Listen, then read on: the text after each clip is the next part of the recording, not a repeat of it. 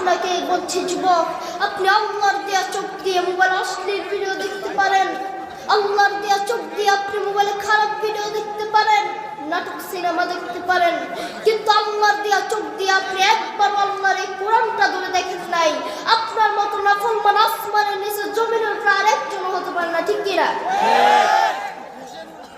আপনি মা আপনার ছেলেকে একটু পাশে বসিয়ে জিজ্ঞেস করেন আপনি আপনার ছেলেকে, বাবা তুমি সারাটা দিন কি করেছ? আল্লাহর কোরআন পড়েছ না গেমস খেলেছ? আপনার ছেলে বলবে মা আমি সারাটা দিন ফ্রি ফায়ার খেলেছি, পাবজি খেলেছি। তুমি সন্তান নয় যুবক, তুমি যদি সুসন্তান হতে মোবাইলে খারাপ ভিডিও দেখতে না, আল্লাহর কোরআন পড়তে, ঠিক কিনা? আমেরিকার কয়েকজন মুসলমান যুবক এক খ্রিস্টানকে গিয়ে বলছে, গিভ মি 2 minutes স্যার, আমাকে 2 মিনিট সময় দেন স্যার। খ্রিস্টান বলছে no time, I am busy, আমার সময়